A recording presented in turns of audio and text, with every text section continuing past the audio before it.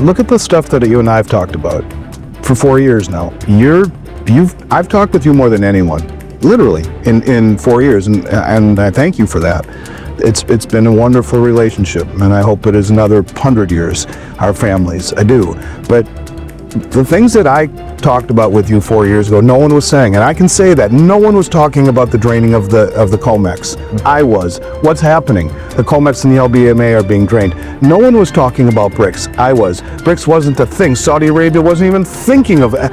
And a lot of it has happened. Not the way that I thought, all of it. Not all of it has happened, but a lot of the stuff that you and I have talked about, I called it a linear progression of events. It's happened. A lot of it has. Daniela DiMartino Booth was on the stage, and she somewhat poo-pooed the BRICS. I think she got into a little bit of a tussle with James Rickards later after that because he looked the other way. I figured that no, that's not the case. The theme of my presentation is that the BRICS are more dangerous than ever, and dangerous might not be the right word, but I think they're becoming more legitimate than ever. Now, the crux of what I was talking about, it centers around the development that we saw a couple weeks ago where the Shanghai Metals Exchange came out and said we are going to internationalize our exchange by a series of multi-jurisdictional hubs around the first one in which is under construction right now in Hong Kong, the next one in Saudi Arabia, and then a set of contracts has already been put in place to build these exchanges or these depositories all around the Belt Road through Africa and through Asia, ultimately into South America. And you look at some of the other exchanges that just have come to rise, like in Singapore. We see the growing sentiment of not only the Shanghai Exchange, but the exchange in Dubai. We're going to have an exchange in Moscow that's going to gain prominence. You're going to have an exchange with the BRICS. The whole idea and their announcement that the yuan is now convertible into gold on the Shanghai Exchange using that moment exchange rate for yuan, not converting into dollars, but for yuan. In other words, the yuan is being internationalized, and they came out and said this. So you can see the chess pieces are being put into place where they're going to internationalize yuan and trade it over their bridge platform, which they announced as well. 3 weeks ago, they made the announcement that the renminbi cross-border payment system, which is mBridge, has been integrated and already fully operational with 11 countries in Southeast Asia, the Asian countries, and 5 in the Middle East, which at present time represents nearly 40% of global GDP. I think 38% was the exact number. So you got those countries. And then you have the BRICS, but then you have the Belt Road and the Shanghai Cooperation Organization. Each one of those two organizations alone account for, the SCO accounts for 50% of human population, 35% of global GDP. Now, there is some crossover in the Belt Road, which is 70% of human population and about 50% of global GDP. You can add in other organizations like the Asianic countries I mentioned, the Eurasian Economic Union, like Kazakhstan and Russia. There's crossover.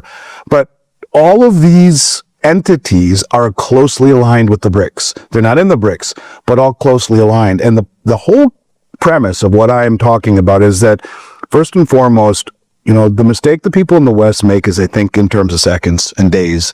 You can see these are very strategic moves that are being made to open a series of multi-jurisdictional branches of the Shanghai Metals Exchange and others that aren't directly correlated with Shanghai Metals Exchange, but they're all connected. And the premise is that every one of the countries where these exchanges are built will all deposit little bits of gold in all of the exchanges. So I put some gold in here, and everyone does that. So the gold is not held in one jurisdiction by one player. And that way, any imbalances, whether it be once a month or once a quarter, is settled in gold and will ultimately be in various jurisdictions. So the pieces are being put into place. Now, when you think about the Belt Road, when you think about Shanghai Cooperation, when you think about all of these groups, the Asianic countries, Middle Eastern countries that aren't in BRICS, it's substantial. And the one pushback that people like Daniela make is that they're not legitimate enough. They're a sideshow. They're not big enough. Sergei Lavrov, I think, really, really upped the ante when a couple weeks ago he came out and said, after it became evident that the primary thrust of Brazil. Brazil's holding, it's in fact, it's today that the meetings are going on. Yesterday and today, I believe, was that they want to develop a new payment system independent of SWIFT. That's what this is. But Lavrov came out and said, well, that's what they want to do. Great. We're going to open up this new technology to non-BRICS members. However, it's not compatible with the pound, the dollar, or the euro. So they're keeping the West out, but now put it in context of what I just said with the Belt Road, the Shanghai Cooperation Organization, the Asianic countries. If they are all involved and closely aligned with the BRICS and the BRICS nations, but not BRICS, and they are going to open this payment system up, which allows for payment in local currencies, which only strengthens one another's economies and their own system, rather than converting to dollars, making the trade, going back from dollars to the other currency. You got 4 conversions back and forth, and all of this time. This new bridge platform settles in 7 seconds, not 3 to 5 days that SWIFT does. This new platform has a 98% reduction in fees. All of this stuff put into play, and then think about the size and scope of opening this up to non-BRICS nations is enormous. And all of a sudden, you have something that can very quickly challenge not only the settlement status of the dollar, but the reserve status. Because what gold is doing in all of these vaults is not replacing the dollar. It's replacing what stands behind the dollar. It is a skeletal system, these vaults, of a whole new infrastructure, monetary infrastructure, and gold will take the place of treasury bonds. That is what, in my mind, it is doing. It is backing with legitimacy. The whole thing in the United States done again is that once we left the gold standard in 71, we were a system based on trust. And for a long time, we were trusted and revered. And you could argue the last 4, 5, 6 years, that level of trust is waning. And I think the world has gotten tired of promises, of a country that won't get its fiscal house in order, that continues to go around bullying. You know, Trump says, you nations who do this with the BRICS, another 10% tariff. That's not a tariff. That's a sanction. This is what's pushing them all together to begin with. So I think Lavrov's comments are massive. If they do open this up to all of these other countries, you're talking 90+% of human population that will have the ability to trade outside the SWIFT system and settle in gold through a series of multi-jurisdictional vaults. To me, it's the biggest news that's come out of the BRICS maybe since day one, since I started covering it. I'm not hearing it anywhere, which is kind of strange to me. You're hearing a lot about the new settling in yuan and the multi-jurisdictional, but put it in the context of the BRICS, it's massive because it gives them legitimacy that they won't find with just having 10 or 12 or 15 countries. You now are talking about 160 countries, 170 countries. You're talking the majority of the world. And that should be factored into the equation and not, I think, overlooked. Oh, look at the Bank of England held the gold of Venezuela. Nope, can't have it. Sorry. Now, again, and I use the United States in this context. First of all, when you have the Bridge Settlement Network, MBridge, it's instant auditing, it's instant settlement, and it's instantly verifiable transparently. Think of what Zoltan Pozsar said, transparency in commodities. This is a marriage between blockchain technology and commodities and gold. Having it held in multi-jurisdictional locations with every country spreading their gold amongst those jurisdictions is genius, because it does take the trust out of it, and it's verifiable, and it's transparent. And that's exactly what it is. That's exactly what it is. Having it held in one location, you end up making the wrong choice by partnering with the wrong side, and you get locked out of your assets. And that's Venezuela would make that choice. And it's not for us as the world reserve currency to determine that. You know, and I always go back to Iraq. We're there 22 years later, and ask the people in the Middle East if it was justified destroying their country, toppling their regime, and didn't find the weapons that they said were there, and they're still there. So I'm not saying that America is holier than thou. I'm proud to be an American. I really am. I thank God every day for it. But the rest of the world would say, well, that's hypocritical, that they can do this. They can destroy a country, topple the regime, occupy it 22 years later, and still, you know, figure that they can pass judgment on another country's actions. It's not fair. We should not be the judge, jury, and the executioner is the bottom line. And I think that's the model that they're trying to go far away from. And that is that, yes, China may have a very significant role in all of this, but by putting the vaults all around the world in different countries, with instant auditing on a blockchain network, you are in as trustful as you can possibly be in a system that isn't controlled by one player, even if one player is slightly more dominant in things than others. If all the gold was held in Shanghai and the Chinese control it, what does that mean? But you have it in 20 vaults around the world, and everyone puts gold in each one of the vaults, and you now have something truly distributed that would keep that from happening. Look at the stuff that you and I have talked about for 4 years now. I've talked with you more than anyone, literally, in 4 years, and I thank you for that. It's been a wonderful relationship, and I hope it is another 100 years, our families. I do. But the things that I talked about with you 4 years ago, no one was saying, and I can say that no one was talking about the draining of the COMEX. I was. What's happening? The COMEX and the LBMA are being drained. No one was talking about BRICS. I was. BRICS wasn't a thing. Saudi Arabia wasn't even thinking of it.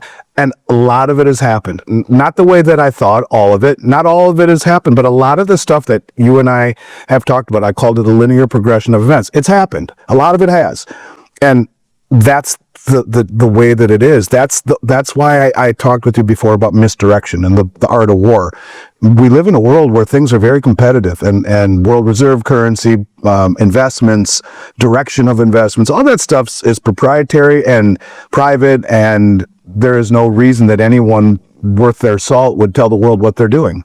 So they do the opposite, or they drop crumbs, and you can see the crumbs as you continue to research it, and you have to. And this is one of the reasons that people aren't successful in investing, largely because they don't take the time. If they spent the fraction of the amount of time researching to safeguard their money as they did making the money, they would be a whole heck of a lot more successful in preserving their funds and growing their funds, because they work so hard to put money in the bank and food on the table. They come home, they're tired. I mean, when I walked into this room today, you said, it's tiring, isn't it? I mean, yeah, it is, because we've been working hard at this show for 2 days. It's tiring. And the last thing you might want to do at that point is dig into geopolitical events and, investments. And that's what I have an advisor for, right? Let him do it. Well, that's the problem.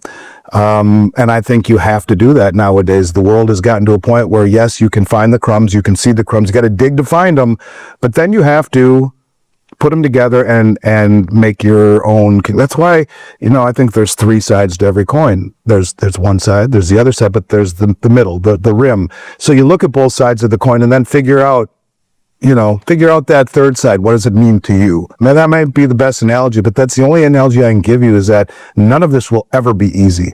None of it. And by the time it's on the mainstream, which appears easy, the big people have already way positioned themselves, and they're sitting, the old adage, on the deck chair of, sipping a cocktail, watching all of this happen. You need to make these decisions before it becomes obvious. And that's what I try to do. And I haven't been right on everything, but that's really what I try to do, and try to be a little bit different in this industry by researching, finding something, tracking it, and seeing how it all plays out, and continuing to find new things. Like, a lot of people are talking about what I am with the BRICS and with the new yuan settlement into gold, but I've heard no one talk about Lavrov's comment that they're opening it up to non-BRICS nations with the exception of the pound, the euro, and the dollar. Well, to me, that's about as big as it gets, because that hits at the heart of the naysayers who say they're not big enough. Yeah, they are. If they open this up and allow, just like, for example, Switzerland was allowed to trade with the European Union with treaties, even though they never became part of the euro, it's the same thing. It's opening up trade with all of these nations, even though they're not the BRICS nations. They're trading with the BRICS nations because of this new settlement system. And if you realize that China's entire goal is this Belt Road Initiative and all of the countries within it, there's hardly a country on the Belt Road that's in the BRICS, 1 or 2. But now you've just opened it up to 75% of human population, and all of these countries in the Belt Road are being industrialized. They're underdeveloped and they're resource rich. So China brings them into the fold, and all of a sudden you have all of these people and all of this growing infrastructure that is settling outside the dollar. And instead of buying treasuries, buying commodities and gold to offset that risk of holding treasuries. It's a monstrous thing for the rest of the world and very bad for the dollar. And it's one of these things, because it's so drawn out, the little by little by little, and not the all at once, and people just dismiss it and poo-poo it. As Andy revealed, the world is moving fast. BRICS nations are stacking gold, shifting away from the US dollar, and rewriting the rules of the global economy. This isn't just a headline. It's the start of a new financial era. If you're serious about protecting your wealth and understanding what's coming, don't just watch from the sidelines. Smash that like button, subscribe, and hit the bell icon, because Andy's next update could be the one that changes everything.